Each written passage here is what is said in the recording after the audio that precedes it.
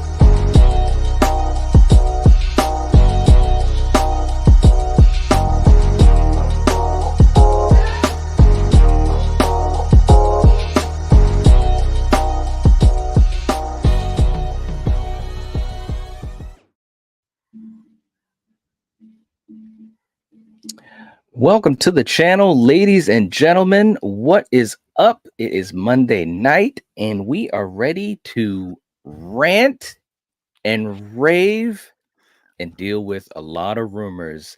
We got my good friends, Steven from Craving Something Scary, and the mayor himself, Eric from The Bearded Entertainment.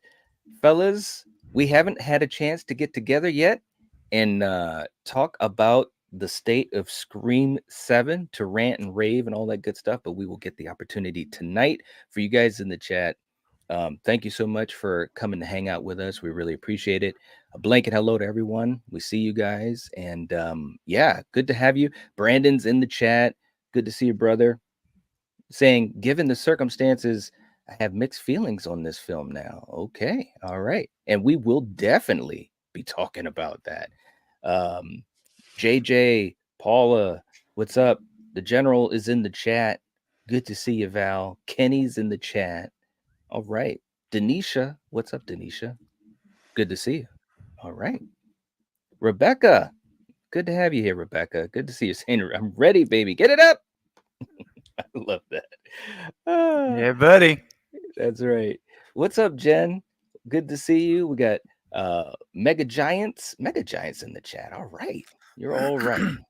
And Jeff as well. What's up, Jeff? All right, guys. Let's get down to brass tacks. Scream 7 is happening. We've all talked about it, ourselves, on our channels and stuff. But now we get together and it's like, yes. Eric, let me start with you.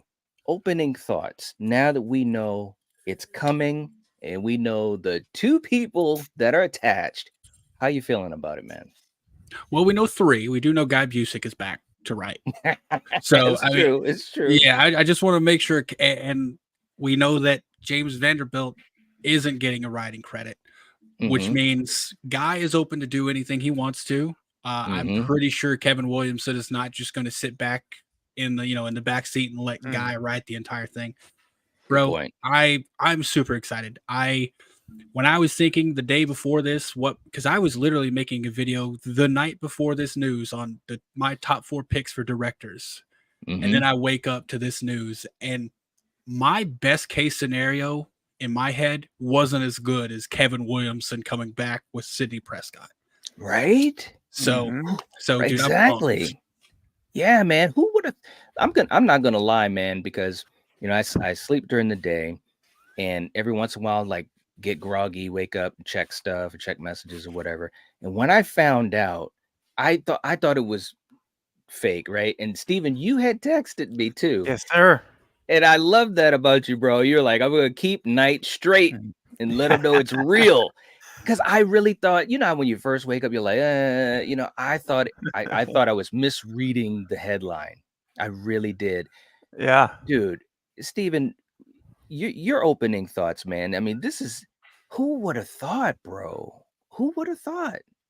Yeah, that was the biggest thing for me, because when I saw the news hit that afternoon, I went to Hollywood Reporter and read the headline, and even the headline said Nev Campbell to return to Scream 7. I'm like, oh, Mhm. great, she's back. Sydney's back, which I've been wanting, you guys know, for ages. And we talked about, I think you have to go legacy. They got to bring her back to save the movie. Mhm. So I was really very excited.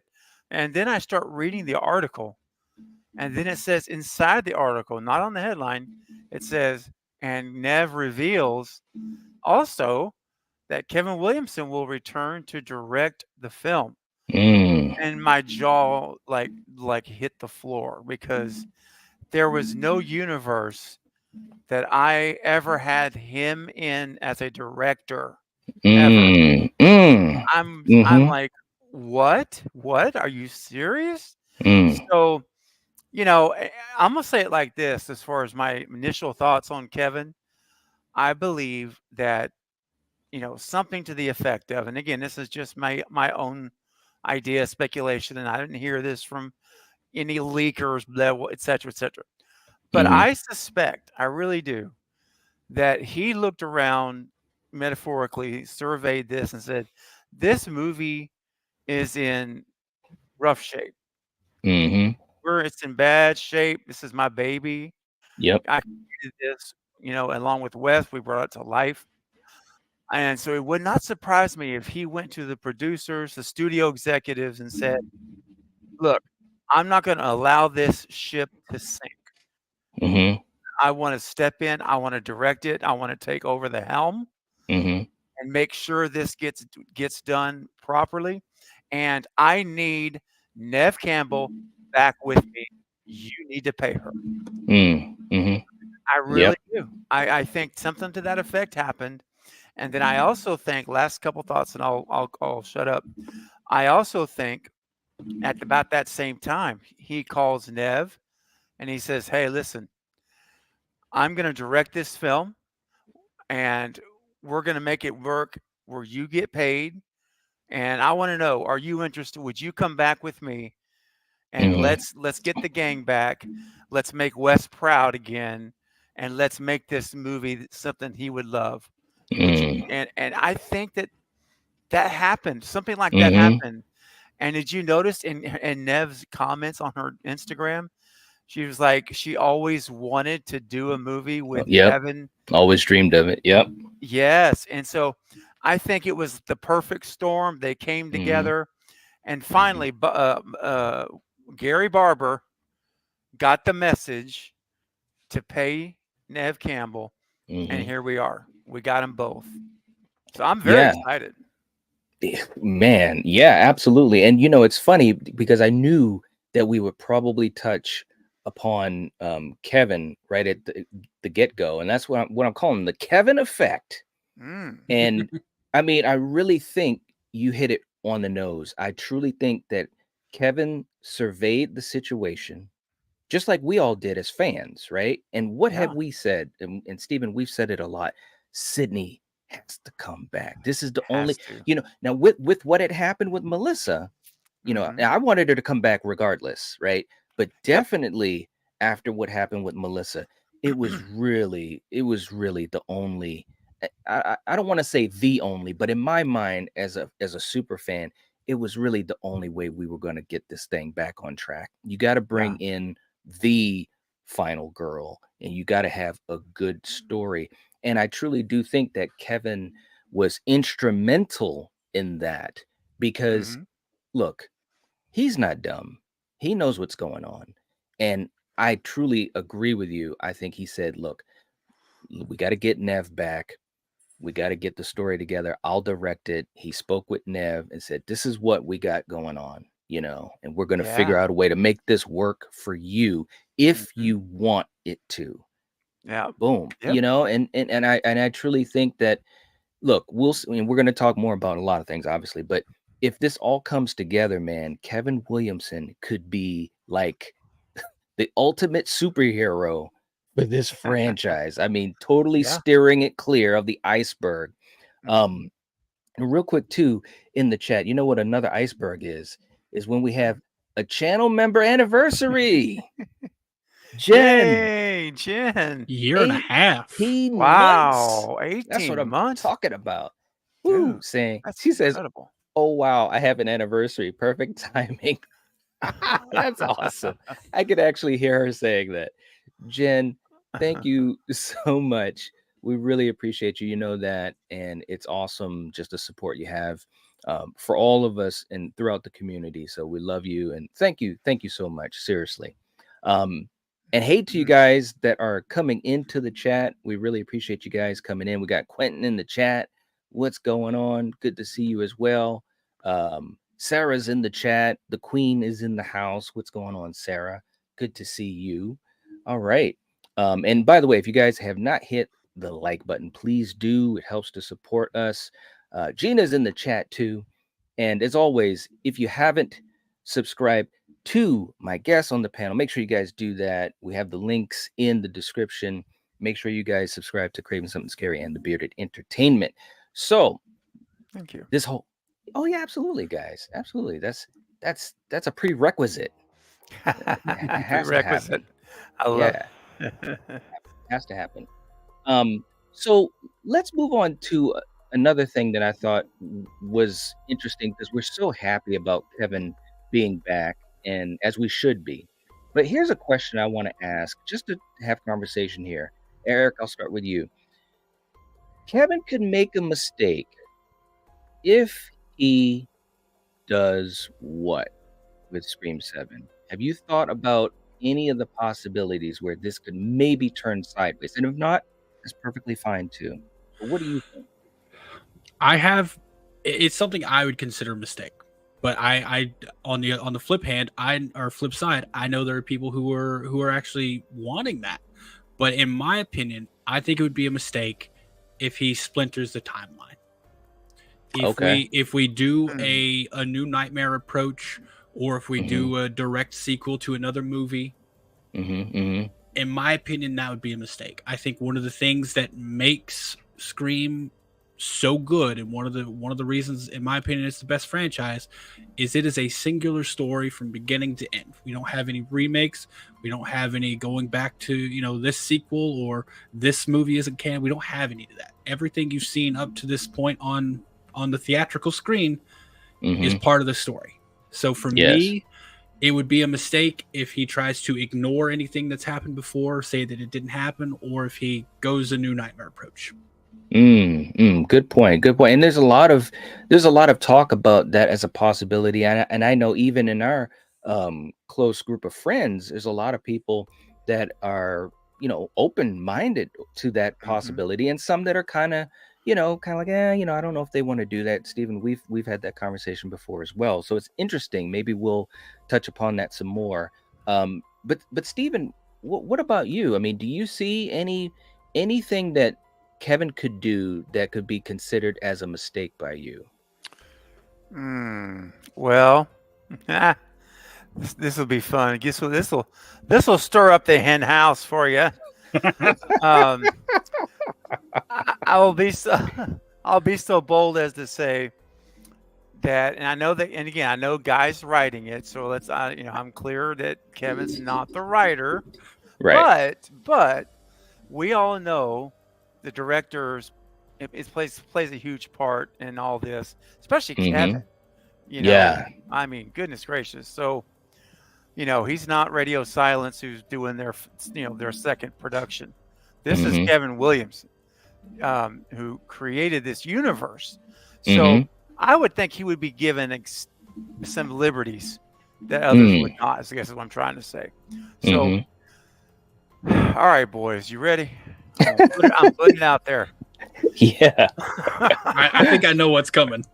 I have an idea too. I think you probably do. Kevin will make a huge mistake if he does not bring back Stu Macher. This is the movie to do it, guys. And look, despite what the naysayers say, and that's fine. I respect everyone's views. I really do. As long as you respect mine. But here's the thing. I do believe, and I've made videos documenting this, that there are clues. There are breadcrumbs. Some are maybe not as strong as others, but they're enough to consider as clues in my book, and breadcrumbs in 5 and 6 Oh yeah. that he's around, that he's in the mix. So if they didn't do any of that, if Guy and James had done no clues, I would be like, well, you could still do it. I mean, totally, you could still do it, but this makes it to me not as hard of a deal because Mm. I think he was involved from the beginning. He was the starter of the dreaded thread with Amber and Richie. He's behind the whole thing, and I'm sorry, he killed Dewey. I'm not backing off of that. I mean, call me controversy Craven, but I'm sticking with that. I think, and that's why he said it's an honor, because I'm the one that's stepping in and doing this, and I'm ending what? Oh no! Oh gosh. Oh no! That would. Let me tell you what. All 5'2", 99 pounds of Amber. Did you see the? Let me tell you something, man. Did you guys? I'm going on the soapbox now. I should have done it. You guys remember the fight that Dewey put up with that ghost face?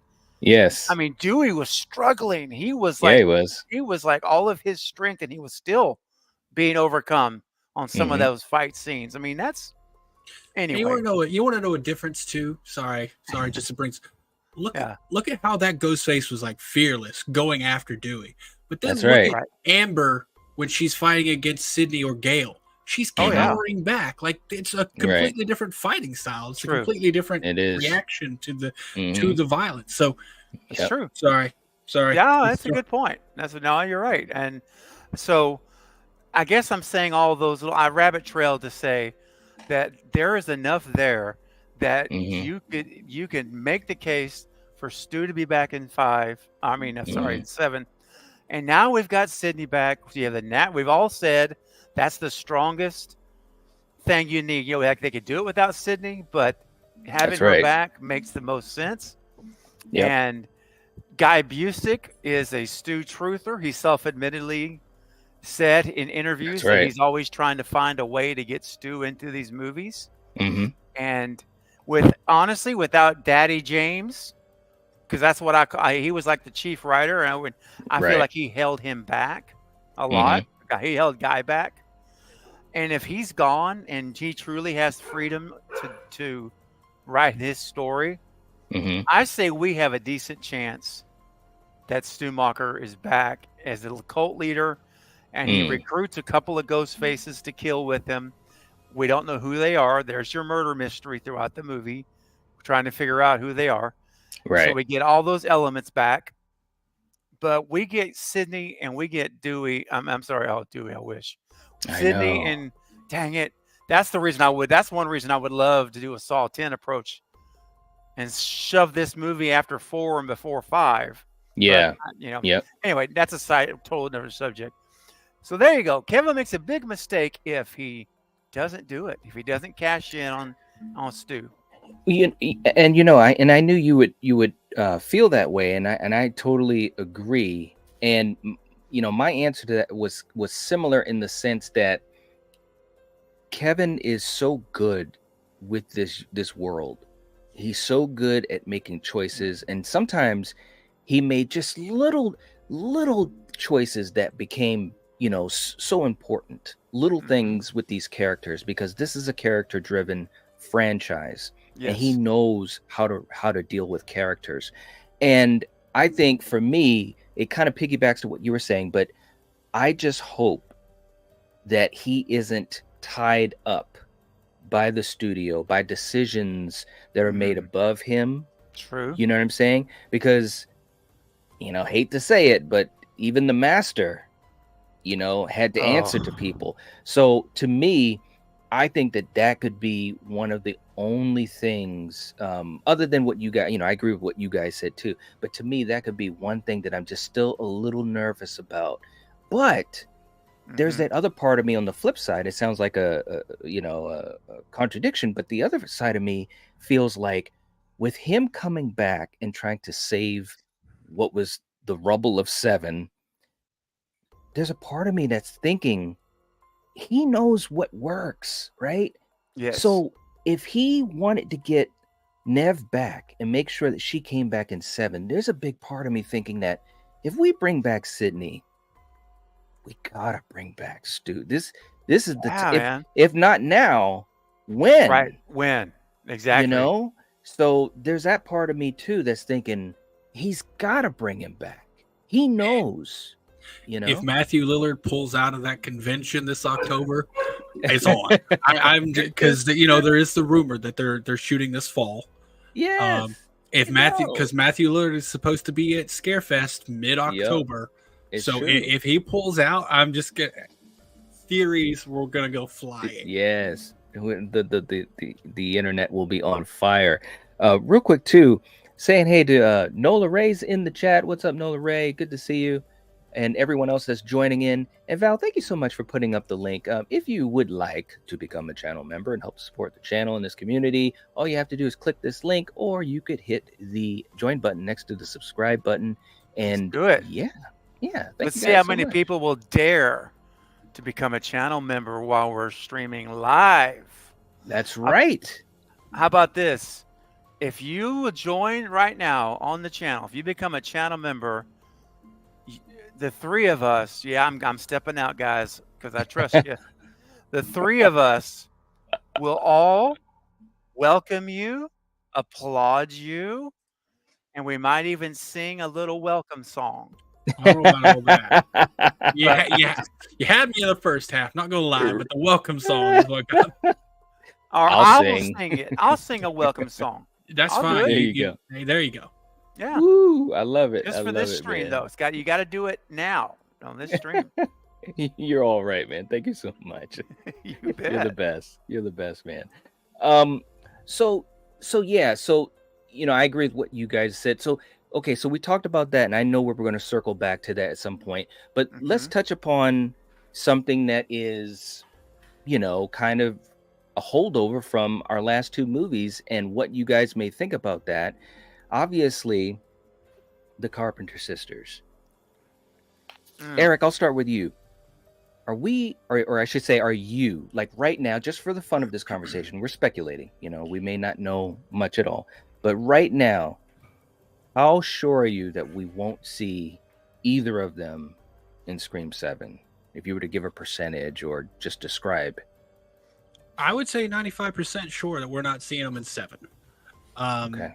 I think Melissa Barrera is the type to stick to her guns, and she did say she wouldn't come back unless Spyglass was out of the picture. Sells it. Yep. And I don't think. I think there's several reasons Jenna doesn't come back. Foremost being money. Like she's a huge star. She can make a lot of money doing other projects. Scream isn't the big money making franchise like Wednesday or Beetlejuice, so she's got a lot of other offers, and I think she also has some loyalty toward Melissa in a way that she's just gonna not come back. However, I don't think they're completely gone from the franchise. Oh yeah, I think I do think in the future movies we're gonna get more of the sisters. But in terms of 7, I'm like 95% sure they're not in it.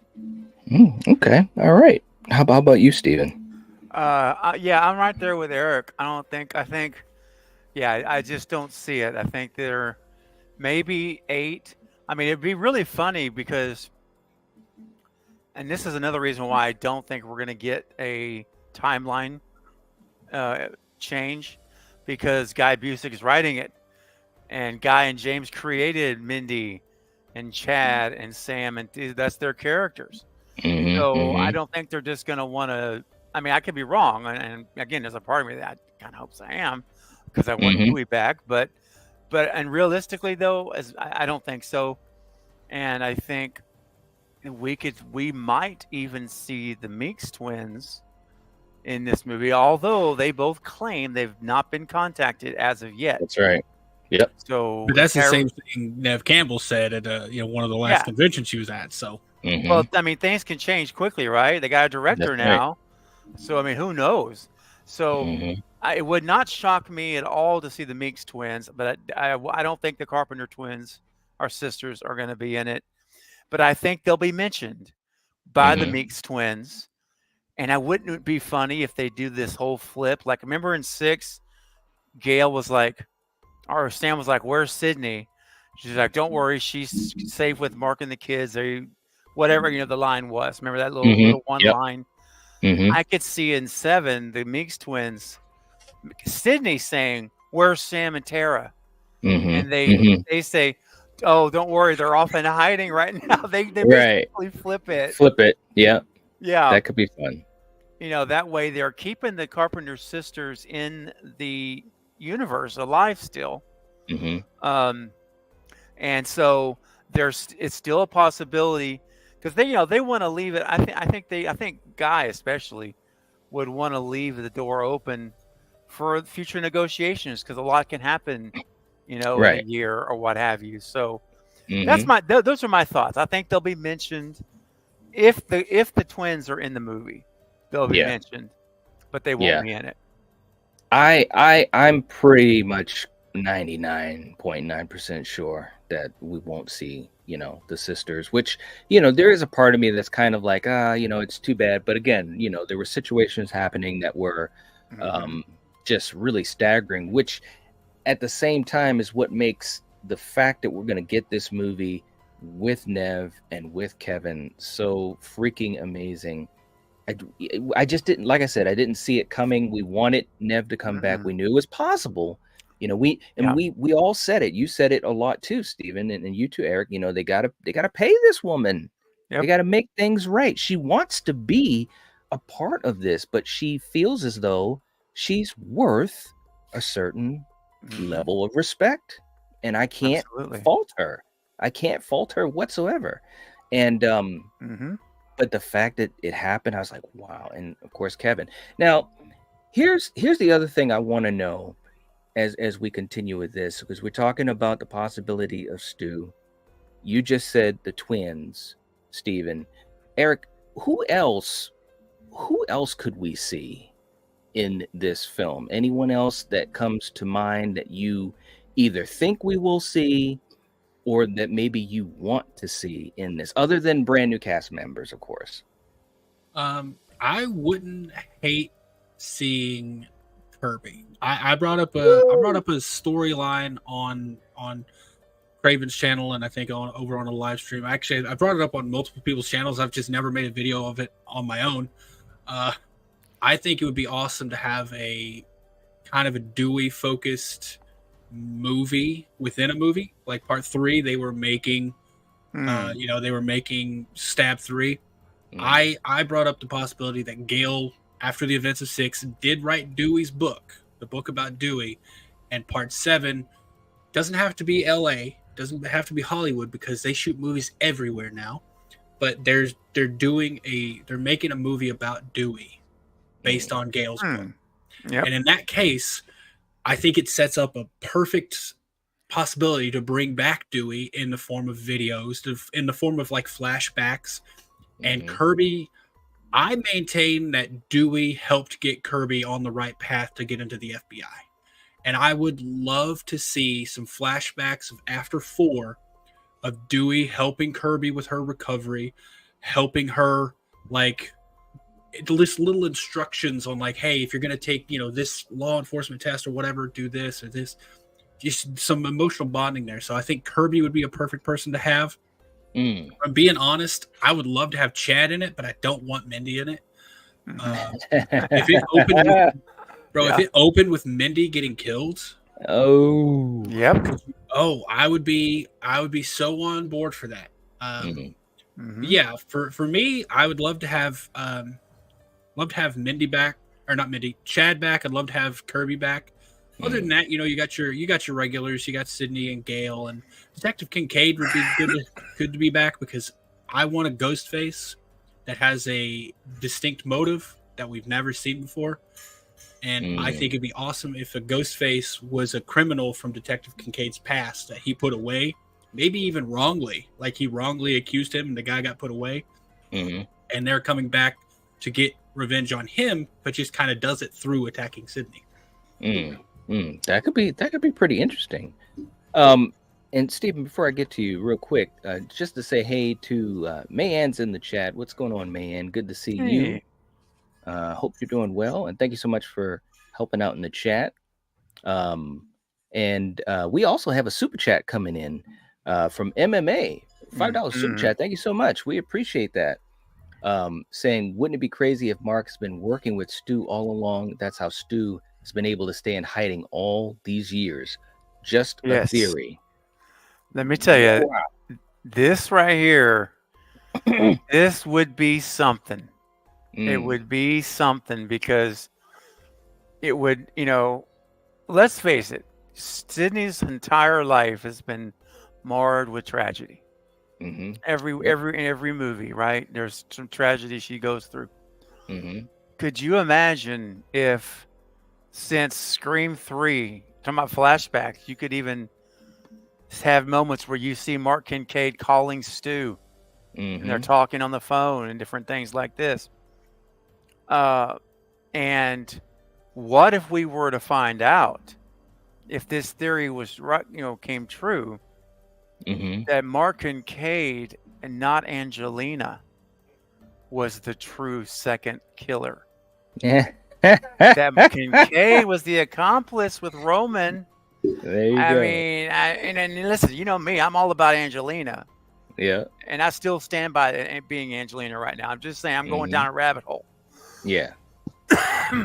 But the reason I like this theory, even though it would be really sad for Sydney. It would.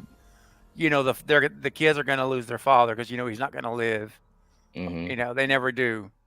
Unless they let him live, but he's in prison. So what, But I guess it would be, tragic for her. And it would be so twisted on his part. But it would connect to the past. Right. And I still see, I'm more of the mindset of, I want whoever the mastermind, which I'm sticking with the Stu idea. But I think that if you connect Mark Kincaid with Stu, that is just messed up, dude. And it's so, and there's that connectivity to the past, which I like that. I like that, How are they connected though? How to the past? Well, between Stu and Mark, how would they be connected? Well, you could come up with a couple things, Yeah, that's what I was going to say. I don't, I have to really think about it, but there's always a way that the interaction. Roman could have introduced him. I mean, you could have Roman saying, because Roman could have known Stu was alive because he goes back to the original with Billy and Stu.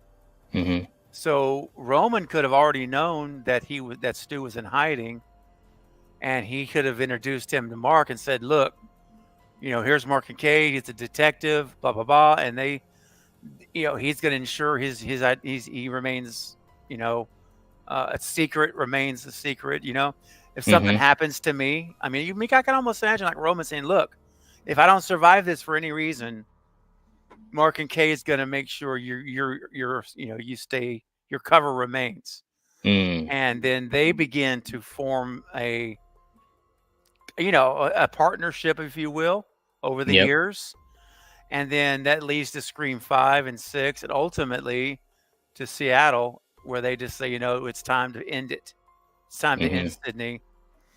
And we're going to, I don't know. Again, I'm just thinking off the fly based on that super chat. But I think that you could write something if you sat down and just really spent time on it, worked it out. I just think it would be dark and it would be pretty cool. I think it'd be cool in the sense of tying it back to 3. Yes, right. But you're right, man. That would be super dark, man. Especially because of the fact that he has kids with her. I know. It's like, for me, that's the part that doesn't make sense. Like, what was his long game here? Right. Like, what's the plan? Like, and we do know because he says in part 3, he was born and raised in Hollywood. So never been to Woodsboro. He doesn't really know from what we are presented on screen. He doesn't know Roman. And obviously that could be fake. Right. It could be a cover. So now, but it just trying to link this one theory, you're having to establish through exposition that Roman knew Stu was alive the whole time.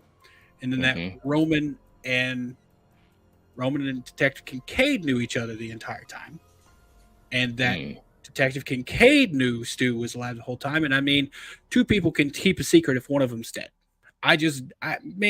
Personally, I'm not buying it. That's the thing. Yeah. Like, I think you're getting a little too. The easier solution. Stu was assisting Roman in part 3.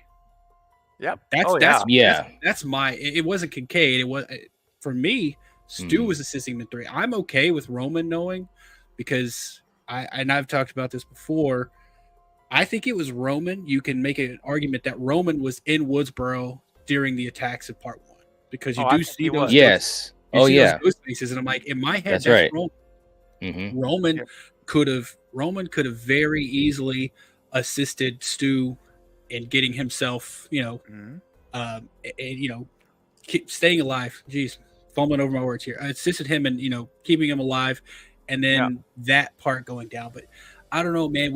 That's something we even have to establish in part 7. I think if you try to establish all this in part 7, you're getting really murky, and you're trying to say too much. Well, I agree with that too, because I think the strength of these films, even though they're great mysteries and great whodunits, is that they're done in a way that's easily accessible. You get it. You know what I'm saying? You watch part 1, you get it. Yeah, the reveal was crazy. It fooled a lot of people, and it's one of the greatest reveals in horror movie history. But you get it. You understand it.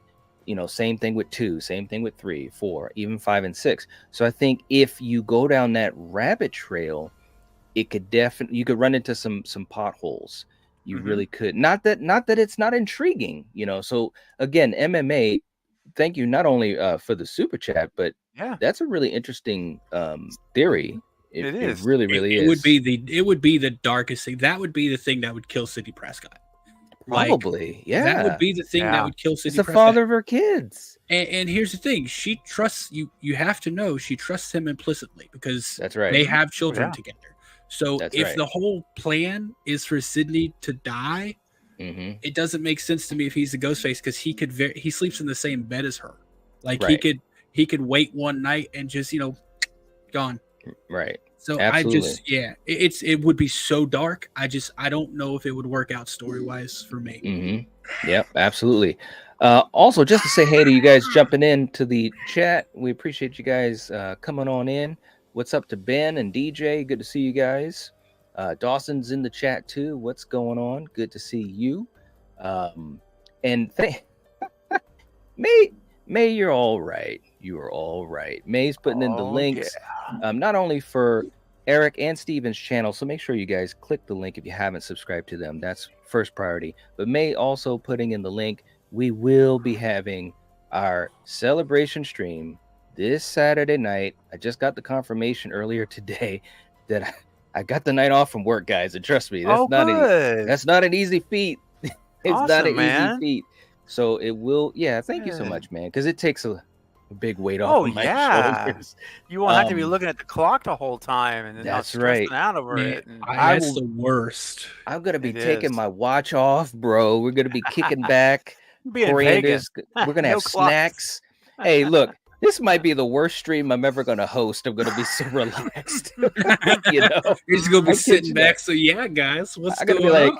Like, what's up, guys? Just talk, So, but seriously though, May, thank you so much for putting the link in. So for all of you guys, if you haven't, click the link, please do so. Give it a like. We're gonna be partying on this Saturday. We're gonna have, guests and these guys. Obviously, you guys are obviously always invited, and it's gonna be fun. We'll be playing some games. We're gonna be acting silly, man. So thank you so much, May, for putting that in the chat.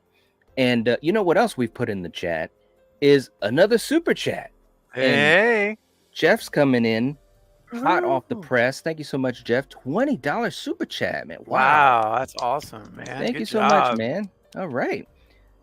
He's saying what the opening kill Gale, because this Ghostface has a vendetta because it's Stu.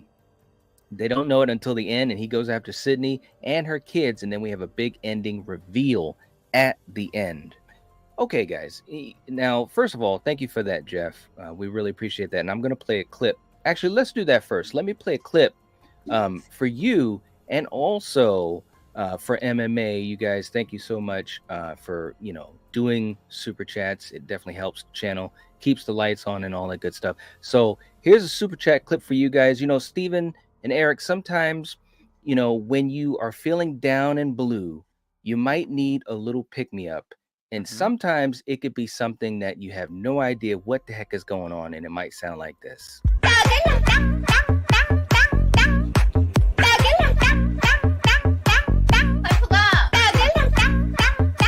Wow. Right?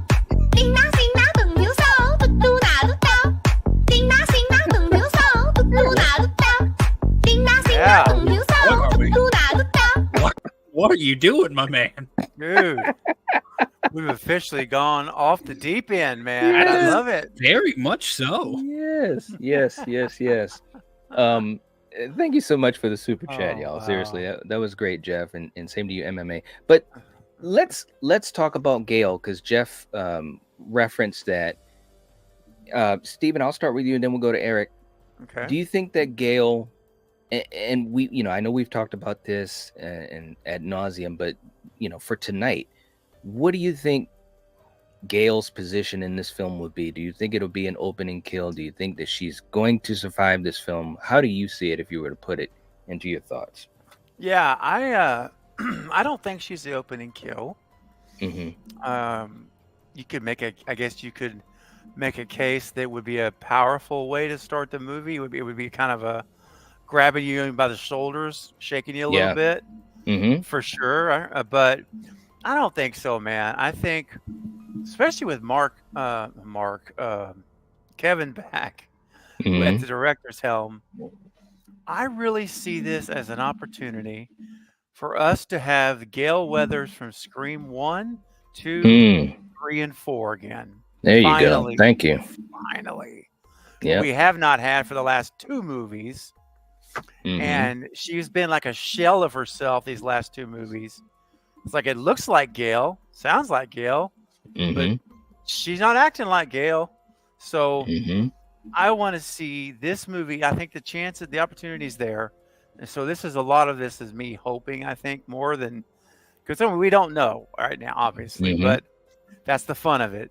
So yes, I think that she is on the case, and she is the old Gale Weathers. We're going to be like watching her smiling, like look at that, look who's back.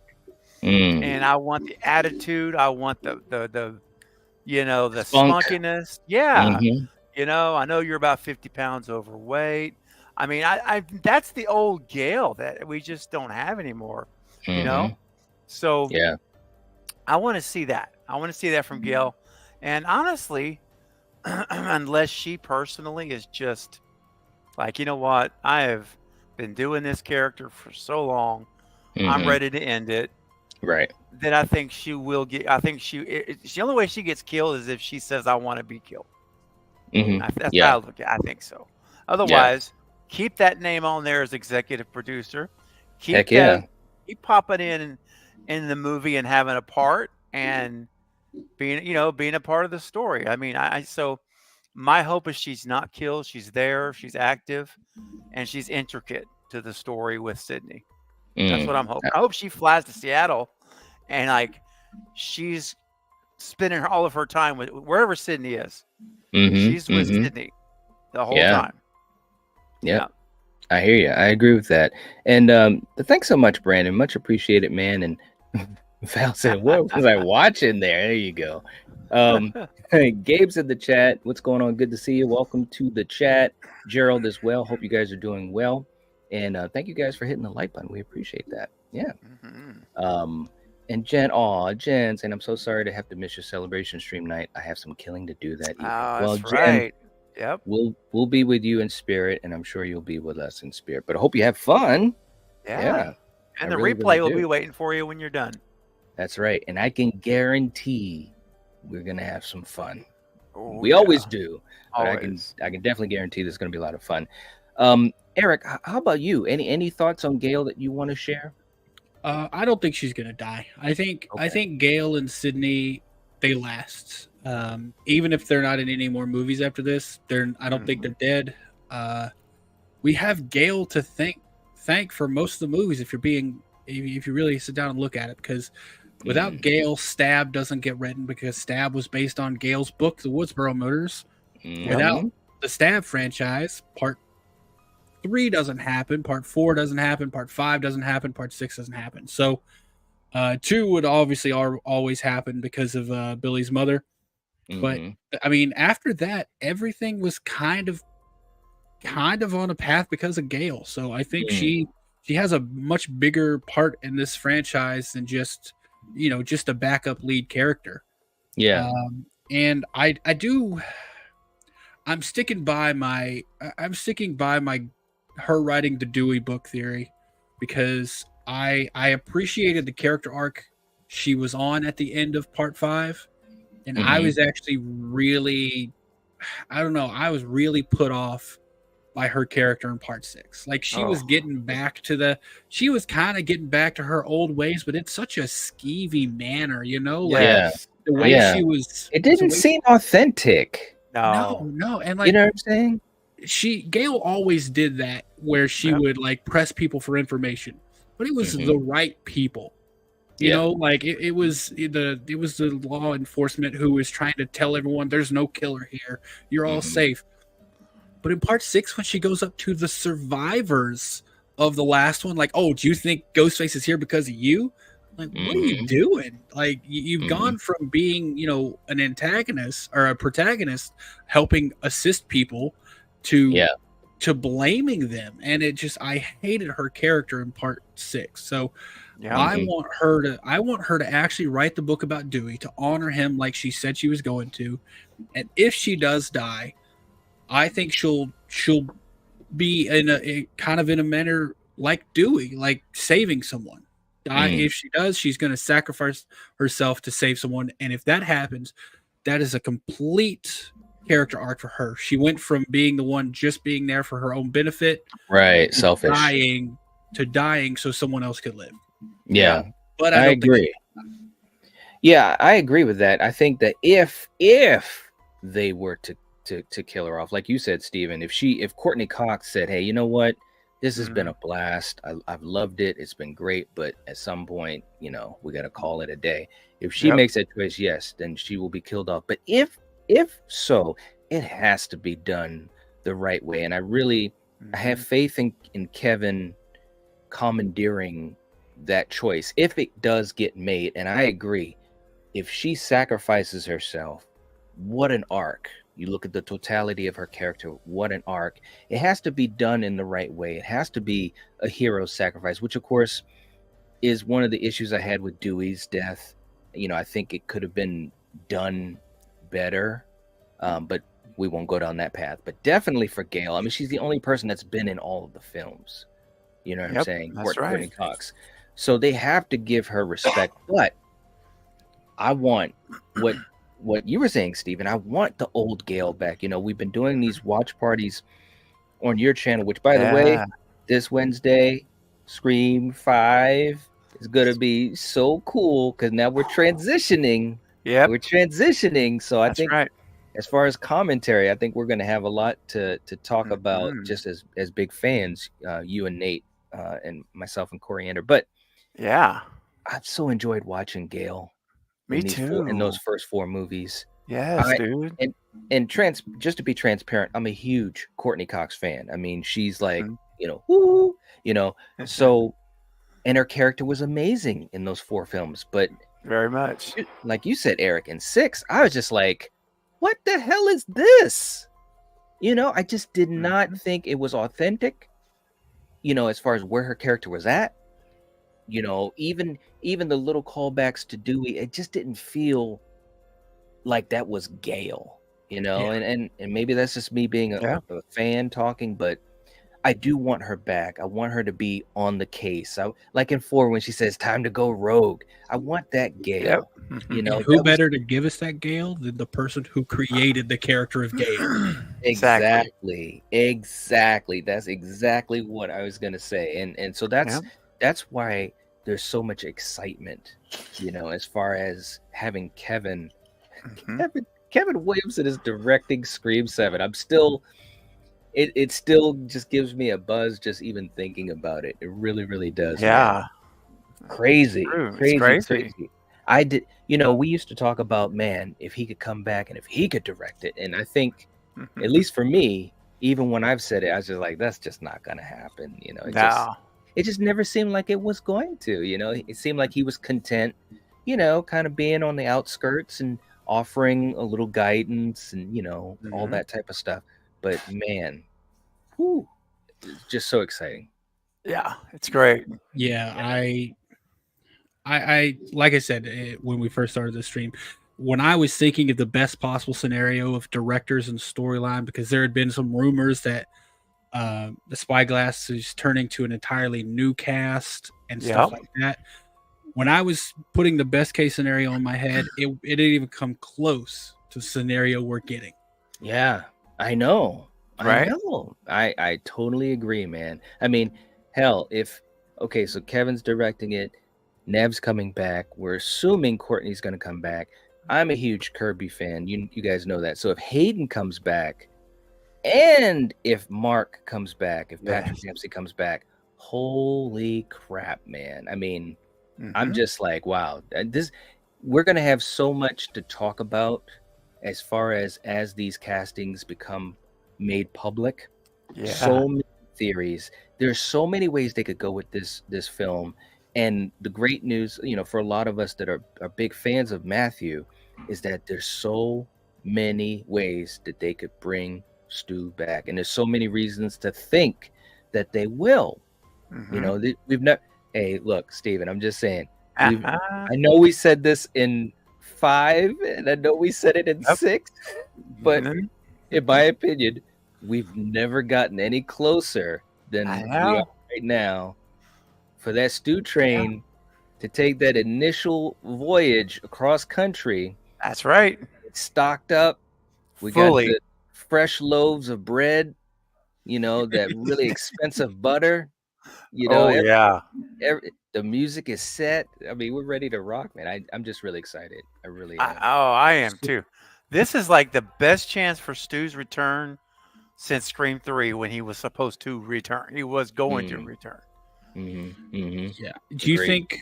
And part of one of the super chats earlier mentioning the reveal of Stu at the end of the movie. Do you think that's the best way to go, or do you think he should be revealed early in the movie?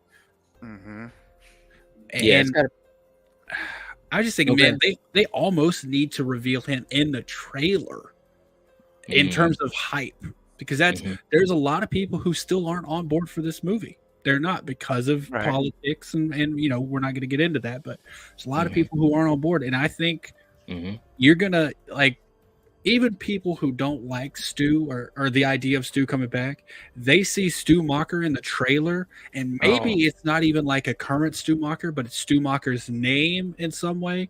You're going to hit that curiosity button so hard that they have to show up to find out what's going on. Well, here's my question about this, is that first I'm going to ask you each a question. Okay. And so I'm going to say give me a yes or no answer to this question. Knight, I'll start with you, and then Eric, I want your yes or no. Do you, Knight, believe that, hey, Mega, do you believe that if Stu's in the movie, okay, do you believe that it will remain a secret and it will not be leaked after the press screenings and all of those early promotional things they do? People will see the movie. They're not supposed to say. That's right. But they make one comment like, and someone from the past is back, you won't believe it. Well, that just gives it away. Yeah. So, do you think they can keep it a secret or not? There's going to be an easy answer. No, they cannot. Okay. I mean, seriously, man, let's just, again, let's get down to brass tacks on this.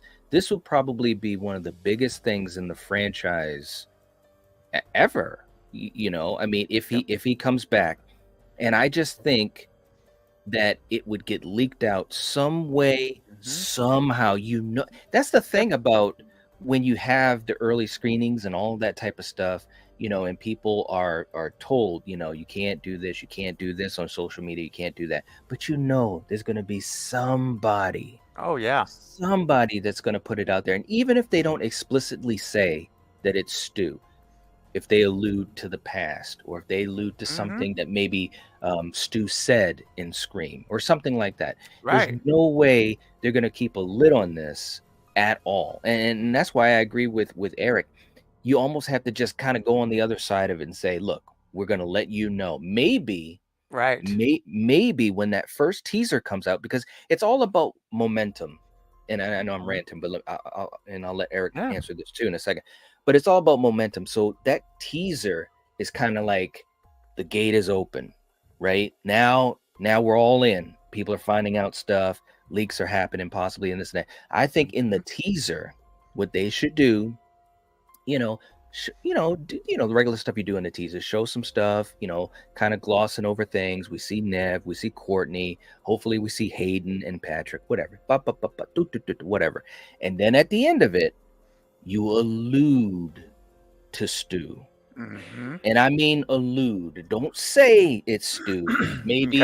Maybe we see that scene that we thought we were going to see, where Sydney gets the phone call. She picks it up. And then maybe whatever, I've always had a thing for you. So whatever, maybe not that on the nose, but just something that alludes, and then cut the black. That's all we need for a teaser. 30 seconds or less. Can you imagine how freaking crazy it is going to be just in our community alone? I think marketing wise, and I think as far as getting the hype train going, I think that would be fantastic. I really, really do. Yeah. I mean, I think I even thought of it like this: like, you see Sydney pick up the phone at the end of the trailer, and you don't hear who's on the other end. But the camera focuses on her face, and she just says something like, "It can't be. This is impossible." Bam! That's it. Boom! Cut the black. Yep. Yes. That's it. Oh man. That's it. And she's in total shock on her face. Total shock. That would be. Please. That's the way to do a teaser. If he is coming back, don't give away too much. But Eric, what are your thoughts on that? Do you think there's any way possible that if Stu comes back, that the lid could be kept on that? I'm gonna give my answer, then I do have to run. But no, I don't. They couldn't even keep the ghost faces for part 6 secret. That's right. And they were an entirely new character. Something this huge, bringing back a character after 20-something years, I don't think they are. And I think you guys are definitely, I'm 100% agree with you. Have a teaser that alludes to it. I was thinking something like, just have the teaser saying something like, something along the lines of looking into the past killers, and then someone saying, well, they're all dead. And then maybe like Kirby or something is like, are they though? And then, there you go. And then you don't even have to say Stu. You just say past killers, because that could be anyone. But their marketing has to include some reference to him, because Matthew Lillard is going to get butts and seats. He is. Yes. With the recent, backlash against the studio for the decisions they've made, they need something to put butts in seats. They do. They need positive stuff. Yep. That would be amazing. It would. If they alluded to him, then I tell you what, I mean, I'm going to say this boldly.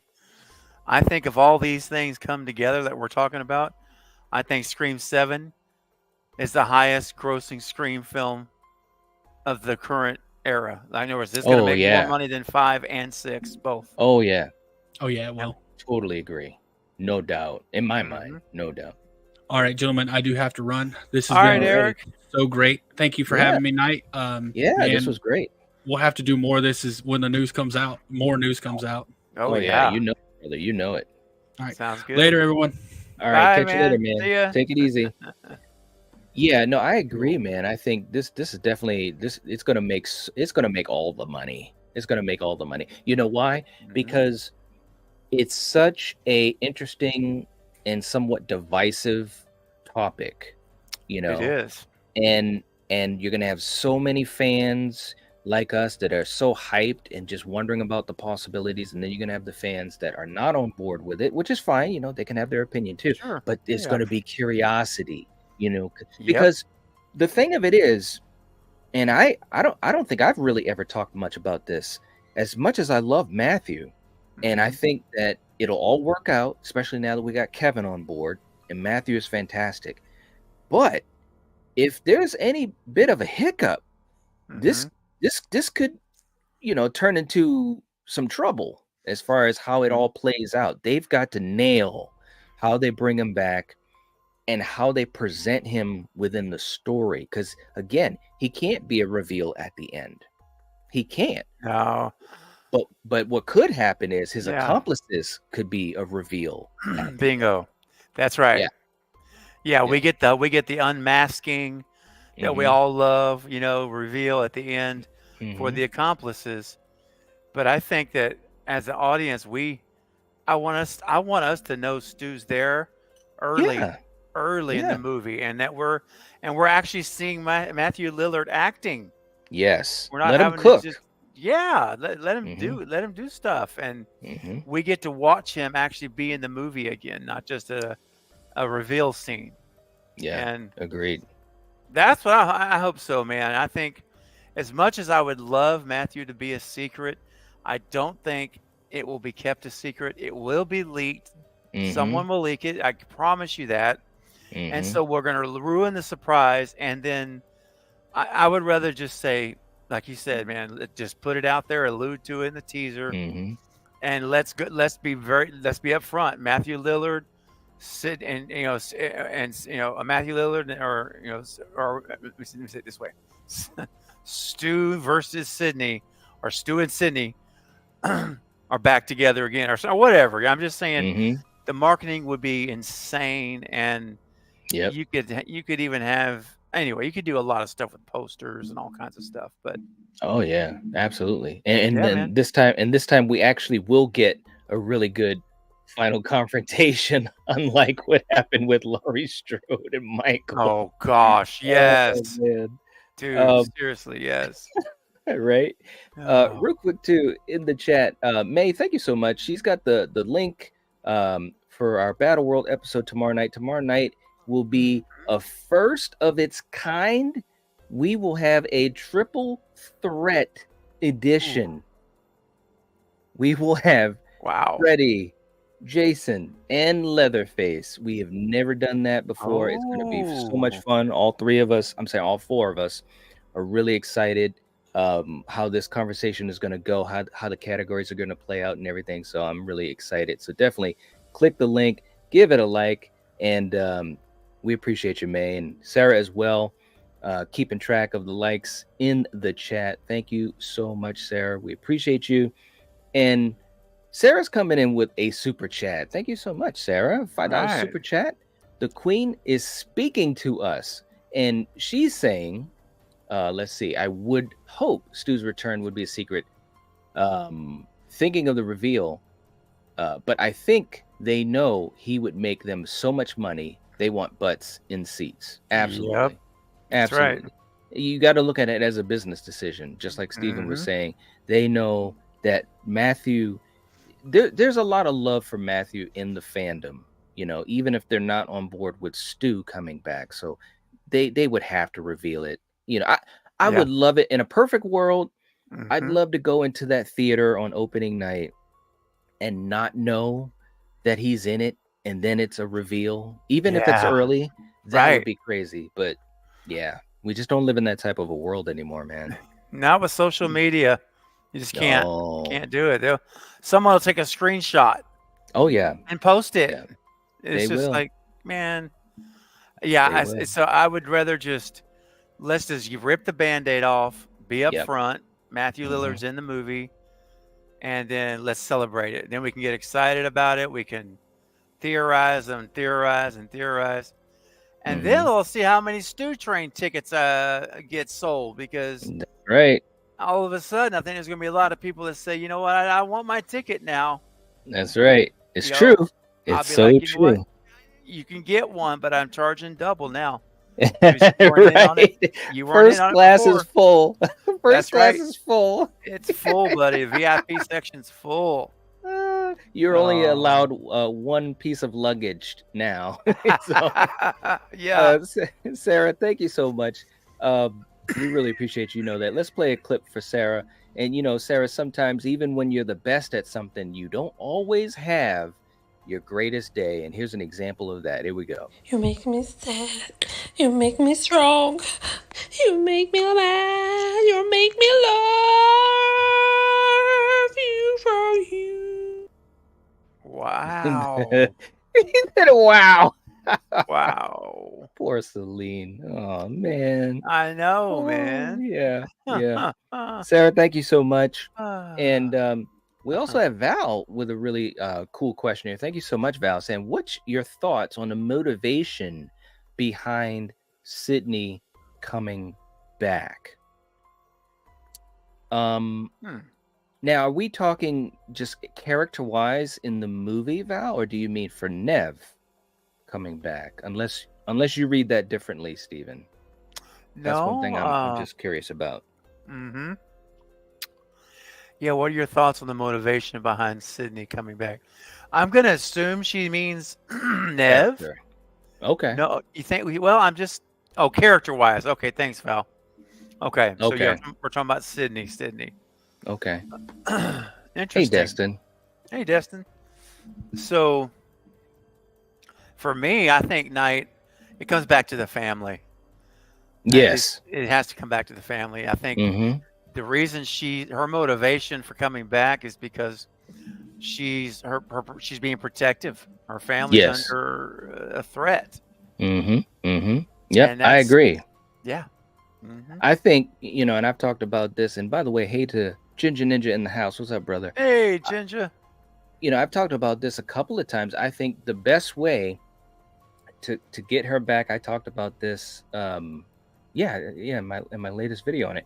I think if the family is targeted, that'd be an easy way, you know, to bring her back into the fold. Now, some people I've heard talk about, well, if Gail is the opening kill, or maybe because Gail was attacked in 6 and you know, she's recuperating, maybe it's not an easy recovery.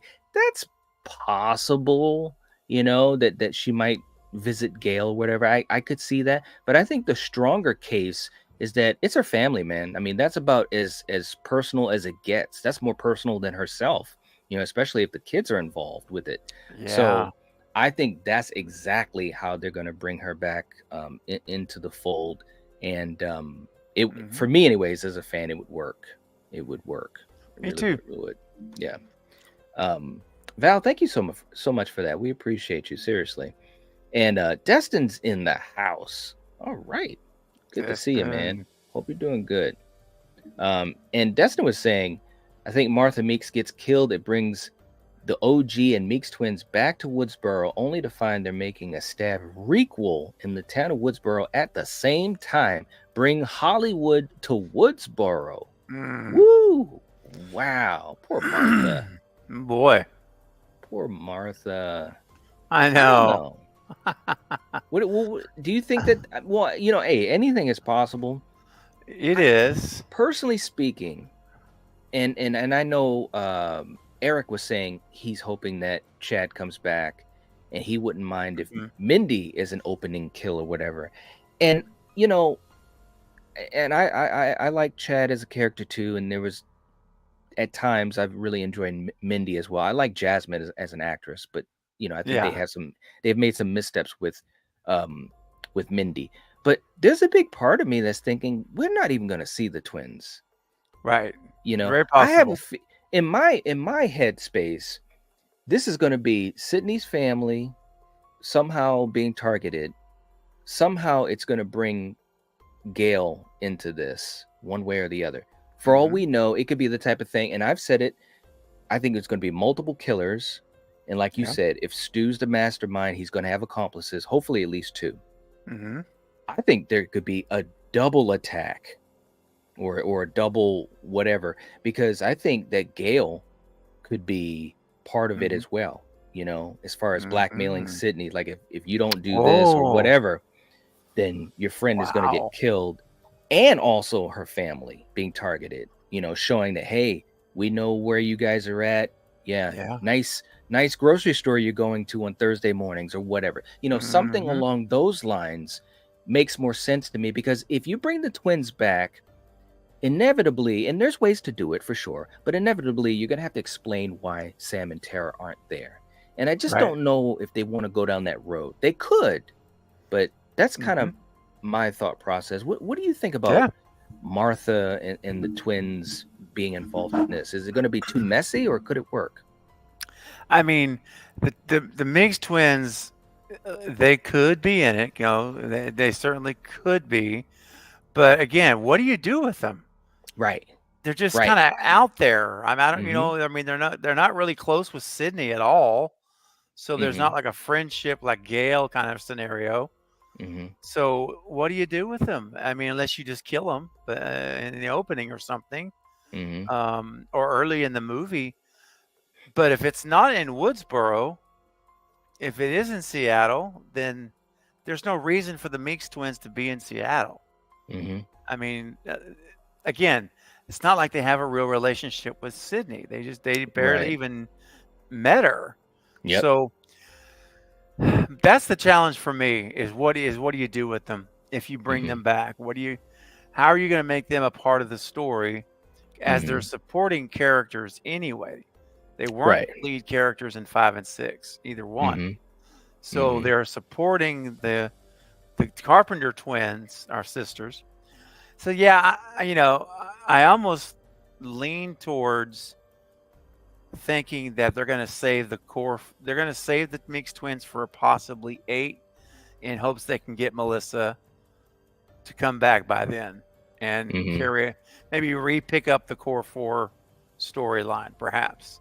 But I don't know what to do with them, man. That's my problem with them. Yeah, I think that, and they're both such talented actors, and I think it would almost be a disservice if they're not allowed to at least be at the level that they were in 5 and 6, which some people could argue, you know, was a flip-flop of the strength of their characters. I think in 5 that Mindy was a little bit of a stronger character as far as how she was written into the story, and then in 6 it was Chad. So but that's an interesting way to look at it, Destin. I mean, I'm all for links to the past, you know, if it's done right. And but poor Martha.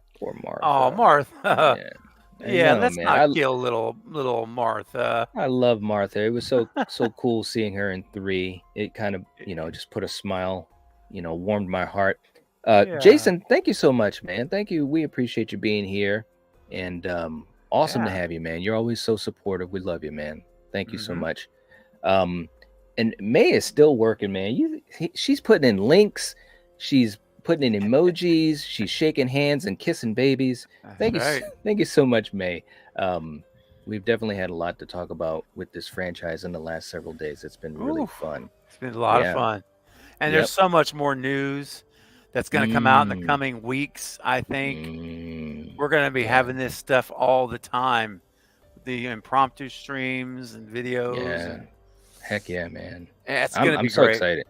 Me too. Well, I think, and Val, exactly. I think the attack on Mark of the Kids definitely will be great motivation and good story, good story weight too for everyone involved, including obviously Sydney. But yeah, you're right, man. We're gonna have a lot of fun with this. As soon as I heard the news, that was one of the first things I thought about too, is how much fun we're gonna be able to have with this, because with Nev coming back, you know that if nothing else, this movie is going to have some really cool things. It's Sidney Prescott and with Kevin, so we know he's going to make sure that she's shown in the right light, and that's exciting because in my opinion, I liked her in 5 for what they did, but I don't think it was a strong enough showing. You know, so in my No. feelings, we haven't had the real Sydney since Scream 4. And it's been a long time. So I'm really excited to see what they do. But Gina said, no, don't bring Mindy back. I understand. Same thing with Ginger Ninja. I know. Yeah. I know. You guys are so funny. But here's another question though. Okay. If Stu comes back, and if these things play out a little bit the way we were talking, how do you see and again, we'll I'm sure talk more about this and get deeper into it in the future, but how do you see a possible ending playing out if Stu is back and Okay. you know all these things we've been talking about tonight play out the way we've been talking? How do you see the ending going down? Ooh, man. You know, I could see it like the other Ghostface, the accomplices, let's say, are killed in the finale, and Stu is still alive, and he's yeah, okay, I love it, dude. And he's like, you know what? I'm gonna do this myself. And Stu comes after the family himself, and it turns into a showdown city with Sydney. Maybe he knocks Mark out, gets him by surprise, hits him over the head, boom, he's out, he's unconscious or something like that. Then it's just Sydney protecting her kids against Stu Mocker. And it is a throwdown WWE style attack that just pays off, man. It's satisfying. It goes on for a while. It's not quick. They are struggling. They're beating each other up to a pulp. They're both all bloody. They look like they both about to give up the ghost. And then Sydney makes a move. She grabs a knife or something. And I thought of it like this. I was actually thinking about this today, believe it or not, earlier today. And I said I could picture like Sydney on the ground and then Stu's on top of her like he was in the first one. Yep. When he's like, I always had a thing for you, Sid. Remember he was on top of her. That's right. And let's say there's a couple of knives, like there's a buck 120 that he brought with him. It's on the floor. And anyway, somehow she gets 2 weapons, 2 knives. Maybe one's from her kitchen. I don't know, from the fight. And she grabs one in each hand. And while he's sitting over on top of her, like about to strangle her, she brings the knives like this.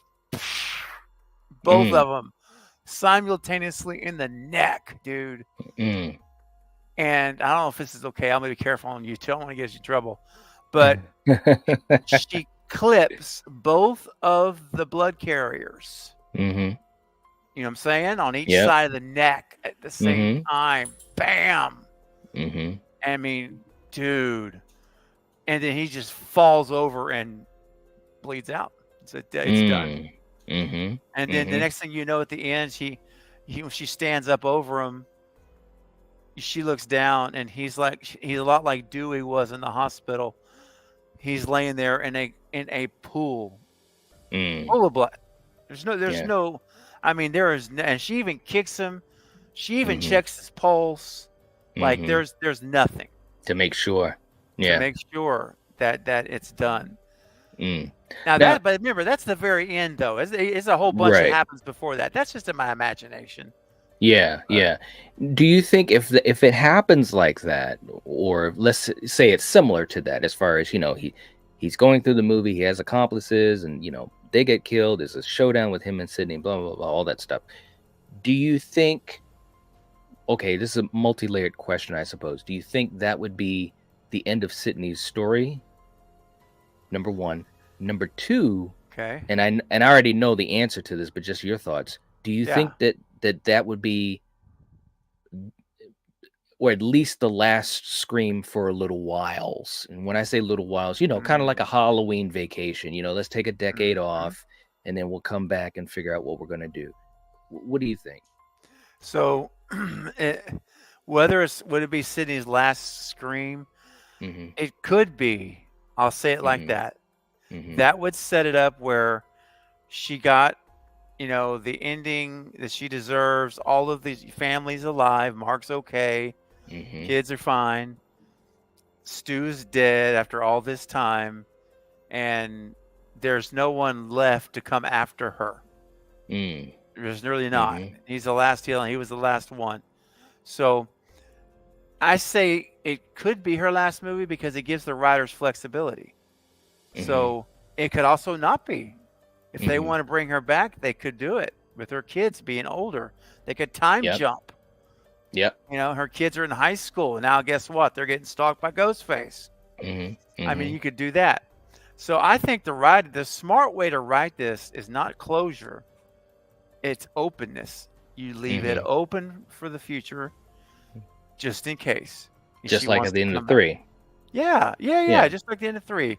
Boom. You know, if they want to do a next one with her, she can. Or if they want to go back to the Carpenters, if they get, you know, they can do that. Or if they want to start brand new, they could do that. And as far as a sabbatical, if this movie does what I think, and it makes them more money than 5 and 6 both made, right? I don't see Spyglass sitting on that for 3-4 years or even 5 years. I agree, man. So if that's the case, and that was my thought too, is that, you know, Kevin's really smart. And just like you said, I do believe he was instrumental in putting this thing together, putting the band back together, or at least the beginning of the band back together. Yes. If Matthew is coming back, what if in Scream, and this is just total theory, I'm going to be crazy. This sounds crazy. But what if we get something else that we've talked about for 5 and 6 finally, where maybe at the end of 7, it's a cliffhanger. Ooh. What if we have multiple killers, you know, Stu and accomplices, let's say him and two others at least. Now we know that there's a cult. We saw that in 6. Yeah, man. So that's canon. That's established. I agree. So what if at the end of 7 there is a showdown, you know, with Sydney and Stu, and maybe Sydney's getting the upper hand and whatever. Bottom line is something happens where it's not definitive that Stu dies, or even it's explicitly said that he doesn't die. Maybe one of the accomplices die. Like she pulls off the mask and it's one of the accomplices, or, you know, something silly. I mean, that sounds silly saying it, but in my mind, I'm just thinking. But what if the game plan is we're going to do a 7 and an 8, and both have Matthew Lillard, because they know that this is they're going for the fences on this. They are, you know? man. And to me, and granted, I'm just a fan, but to me, it's a pretty solid gamble that these two films would do well. So what if we finally do get like a cliffhanger? I'm all for it. If that's the plan from the beginning. Right. Like they're committed to a 2-picture deal. Yep. Like Sydney, we've signed Nev to a 6 and an 8. We've signed Matthew to 7 and 8. Oh, let's go. I'm all for it, dude. Yeah. Yeah. Yes. Because I just think that, and I think Destiny was saying it in there too, like, don't get me wrong, having Stu back for one movie, I mean, if we finally get that, I'm happy. I'm super, super psyched. But there's that part of me, that the selfish part of me, that's like, man, it's too bad we can't have him for 2. You know what I'm saying? I know. Like, we're finally getting him. Let's get him for 2. We'll just do 1. Yeah. I totally understand. Yeah, man. He said that's why I think it'd be smart to let Stu get caught at the end and lead into Scream 8. Yeah. Yeah. Yeah. Jen, that's true, saying with Spyglass still producing, we can't afford a cliffhanger. Can you imagine if we had one in 6? It's true. Yeah, I'm just Yeah. there's just that part of me that's thinking if Stu comes back, and I'm all for any Right. of this, it's totally, a formula, and I'm fine with it. But I'm just saying, we can expect that he will have that final showdown with Nev, Yes. and that more than likely she will finally kill him, and it's done. And I think don't have an so. issue with that if it's executed well. But there's that other part of me, that devilish side of me that says, but what if we change that up a little bit? Yeah. She doesn't kill him at the end. We get a cliffhanger. You know what I mean? Like how cool would that be? As much as people will think they know what's going to happen if it's revealed that Matthew Lillard is going to be part of 7, that they some way find a way, almost like an homage to the original. You think it's Billy, you don't. You think it is, you don't. You don't.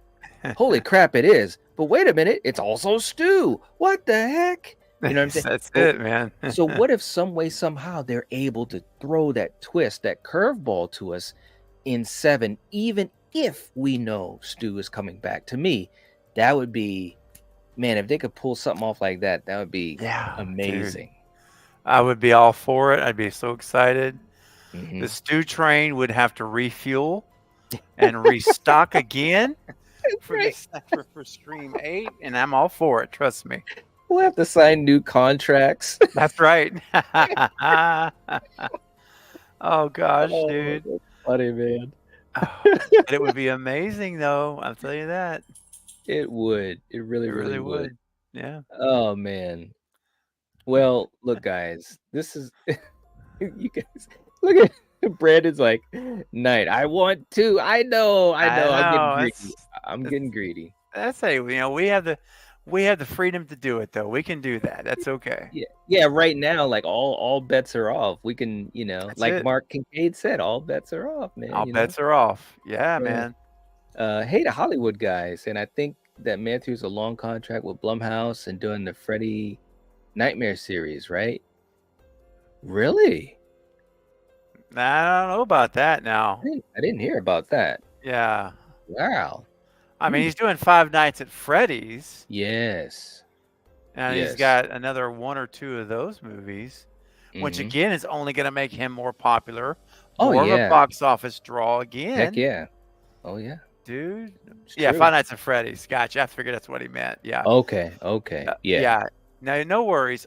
I mean, trust me, they'll make this thing work. I'm not worried in the least. Oh yeah. About that. Yeah. They know they are sitting on all the money that they can make, and they will figure out how to make this smooth. I think there's no doubt about it, man. Yep. Hey to Austin, saying I say Sydney kills 2 ghost faces and Scream 7 ends with Stu calling her or something like that. Could be. Yeah. I definitely think it could be. And thank you, Val, for reminding people. Definitely make sure you leave a comment. There's a lot we're talking about tonight, and we couldn't get to everyone as we start to wind down here. But we definitely want to hear your thoughts and ideas and theories and fears. The Hatchet Boys in the chat. Hey, what's going on? Good to see you. All right. I finally caught a live. Sup night, everyone in the chat. Good to see you. Good to see you. And Danielle as well. Danielle's in the chat. Hey, all Danielle. Right. Good to have you here. Say, I don't like accepting Nev as replacing Melissa. Gives less incentive for studio and Melissa to come to some agreement, forgiveness. Well, I definitely understand that sentiment. But Melissa has said she's open to coming back. She wants to come back, but she's going to wait until Spyglass sells the rights. So I think, yeah, it is what it is. She's very clearly on the record that she does not want to work with Spyglass again. So, yeah, I think that's. I don't think that that reconciliation will ever happen. I agree. Yeah. Yep, no doubt at all. And I think I'm all caught up. Brandon holding out hope for Freddy Krueger to come back. We all are, man. I was gonna say, man, we all are, and the Craven estate, they're they're going to sell it to the people that they feel will do it right, and I guess that hasn't happened yet. They haven't seen one yet, so that's right. It'll be worth the wait, I think. I think so too, man. I think so too. Danielle saying double spinal fusion collapsed back in surgery on the 25th. Oh, well, I'm so sorry to hear that, Danielle. Seriously. Well, definitely love and thoughts and prayers are going to be sent to you. We miss having you in the chat. It's always fun having you here, and the community misses you. But definitely, anytime you're able to swing in and hang out, feel free to. We'll be here for you. Seriously. Yeah. Wow. Yeah. Hang in there. Just hang in there, man. Yep. Absolutely. Absolutely. Hollywood and DJ was saying anything, and that we just talked about that. How we think Scream 7 will end and possibilities. Hollywood guy coming in with a $5 super chat. Thank you so much, Hollywood guy, saying, what if they save Stu in Scream 8 for a final boss fight of sorts, revealing why he's after her after all these years? They could do that. I think if they do that, so in other words, it's kind of like what we were talking about earlier a little bit. Like they already know they want to do 2 movies, and Stu is the ultimate reveal for 8. I think in 7 they've got to throw us some breadcrumbs. Yes. You know what I'm saying? Yes. There's got it, and I think that'll just make the hype so much more. Although, me personally, I'd rather see him come in 7. I'd rather see him in 7, and let's go. Yeah, let's do it. And I think business-wise, that would be the better bet. To make the money and so forth. And like I said, at the end of 7, if they choose to do 2 movies, he could survive. We could finally get a ghost face killer, Angelina, that survives. Yeah. That's right, buddy. So, I mean, we could be doing a lot of great things with this film to really change it up, keep it fresh, but also make it a Scream film. Yeah. And I think that would be a win-win, no doubt at all. Yep.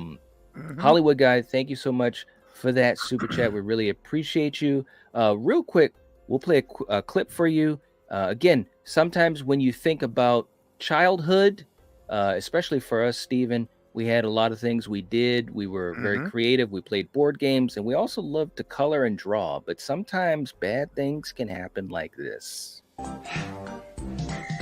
Purple is the color of many pretty things from a lilac.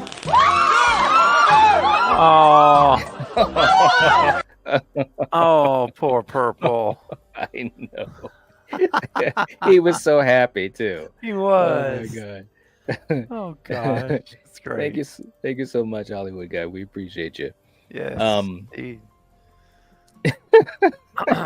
Every time I see that clip, and yes, well wishes and prayers for Danielle and for a speedy recovery. Absolutely, very much. Doubt.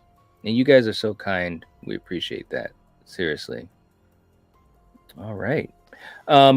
Any final thoughts on this opening barrage, let's say, tonight on Scream 7 and our excitement and thoughts? Yeah, I think my final thoughts is that I'm excited. I think this is the best news we have gotten in a very long time for a Scream movie. I'm going to say this is maybe bold.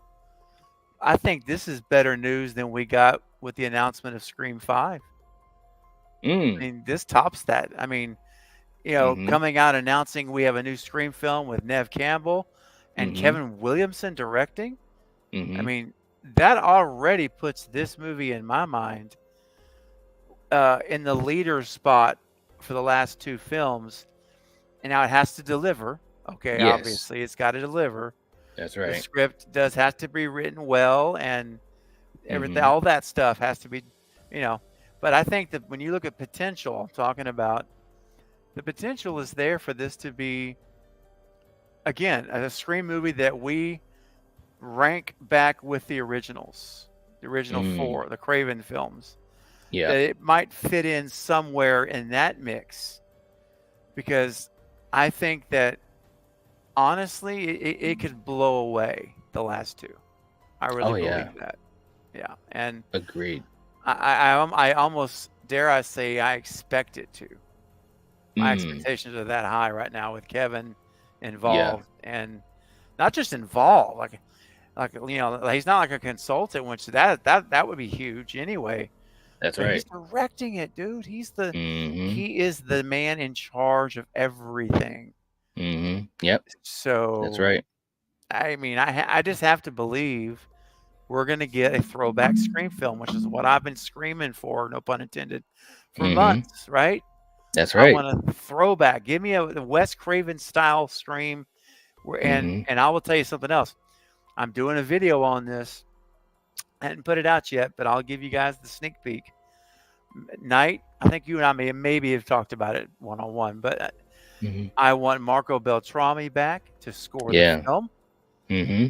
I want Patrick Lussier back to edit the film like he did on Scream 1, 2, and 3, Mm-hmm. and about 6 or other Wes Craven movies. And you put all those pieces together, and you're going to have a time machine almost. It's going to feel like you stepped back in time in terms of this feels really different. Remember when Right. Dewey said in 5, something about this feels different to Sydney? Yes, that's Well, right. I'm talking about that for us as fans watching this Mm-hmm. Scream 7. I almost feel like it's going to be a comfort movie. Like we're going to watch this movie and be like, "Oh my gosh, dude. Mm. It's hitting everything. The Yeah, score, the pace.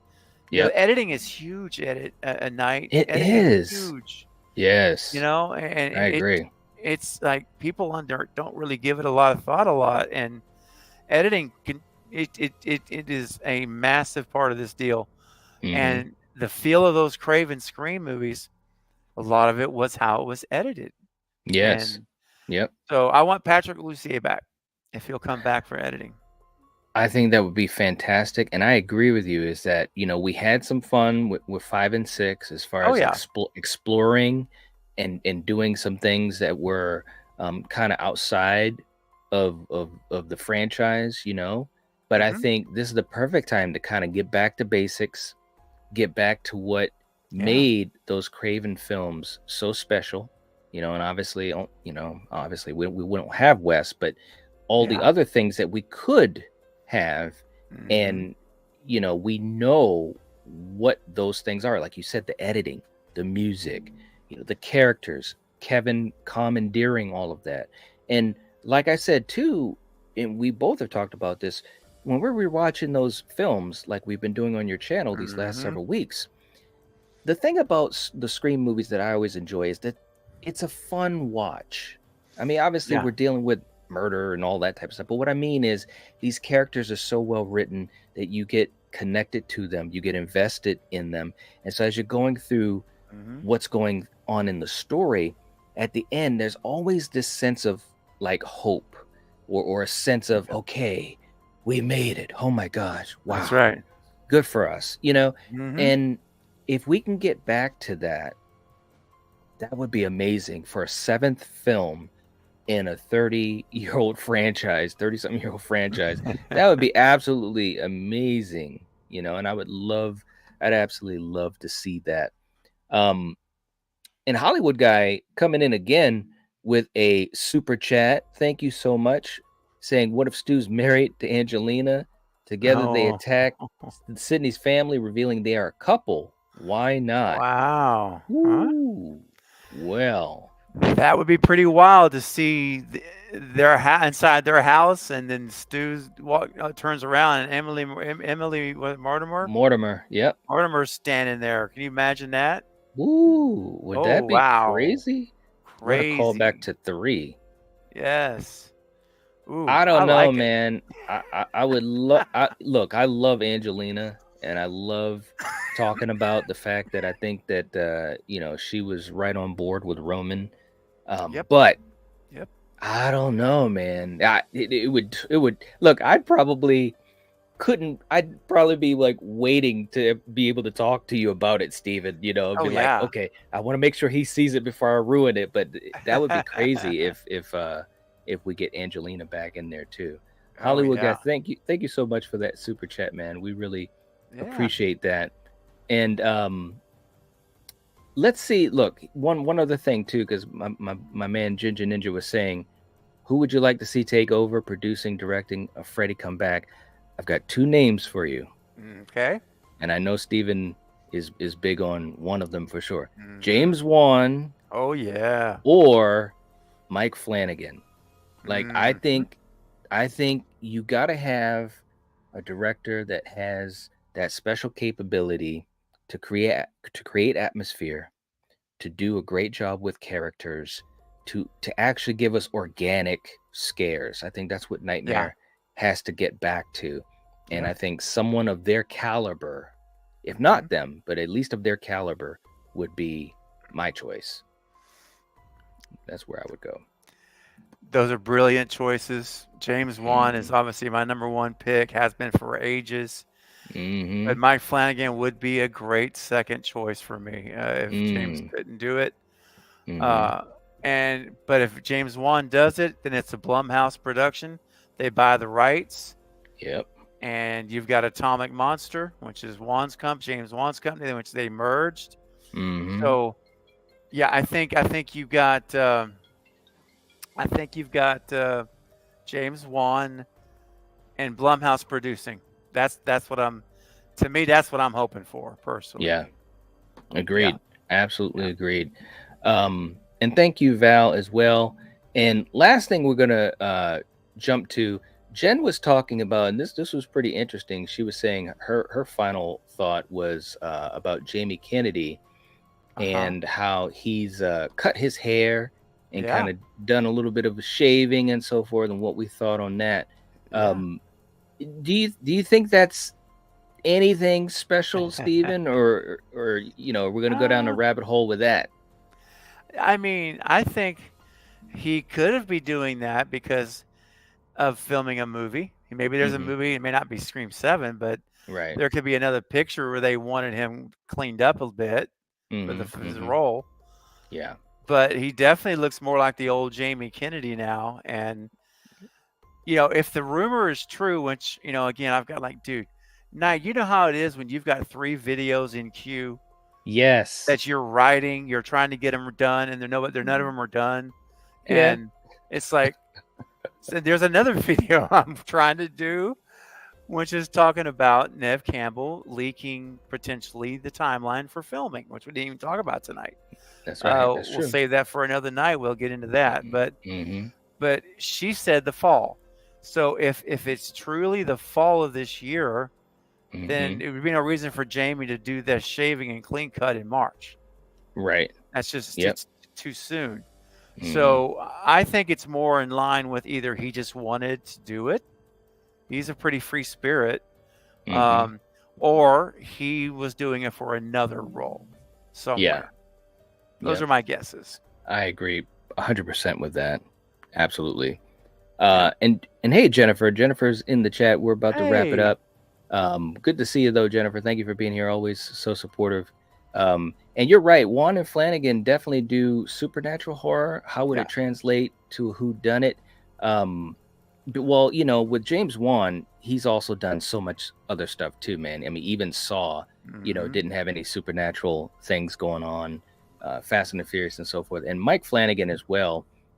They're just so talented. I think they could literally do any style of horror. They really could. And I think, man, the Nightmare franchise would be lucky, absolutely lucky to have either one of those directors of their caliber join the production.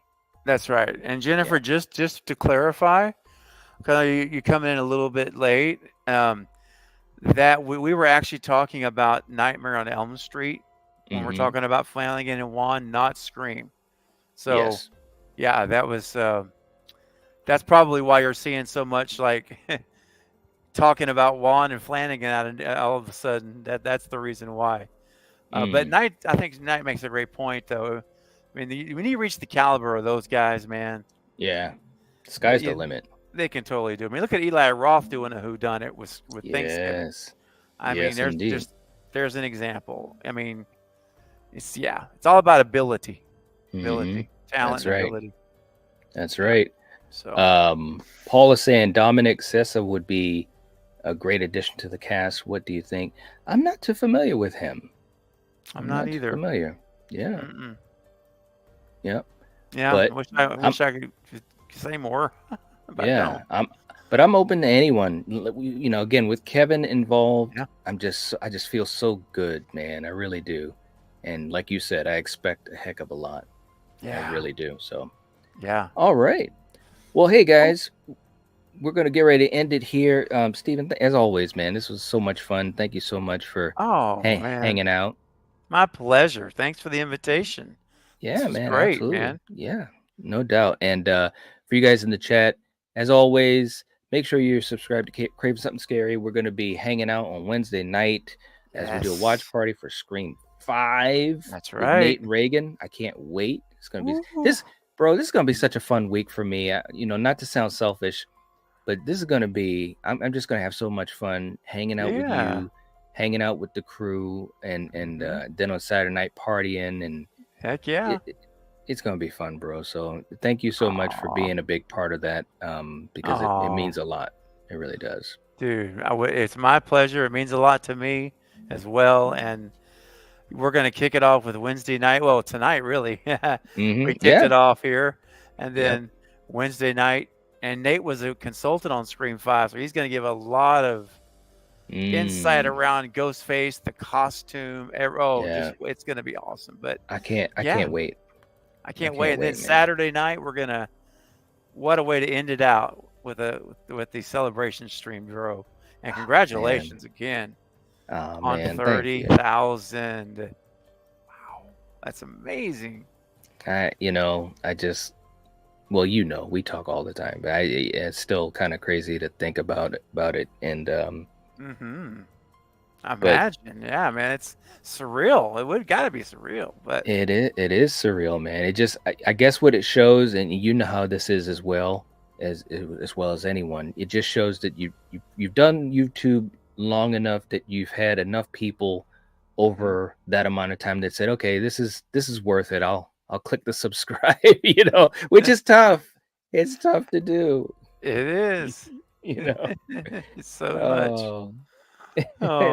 Thank you, May. May, I can almost see May like almost cheerleading. This is great. Oh man. yeah, 100%. All of you guys, all of our moderators, all of our good friends, like Ginger Ninja, all of you guys that are with us so often, whether it's here or in Steven's channel or others, we couldn't do this without you guys. Seriously. No, and not at all. And we just thank all of you guys for this. Seriously. Yeah. Yep. All right. Yeah, man. Yeah. Sweet. So we will catch you guys later on. Much love to you too, Sarah. All of you guys. You guys are all right. All of you, every single one of you guys.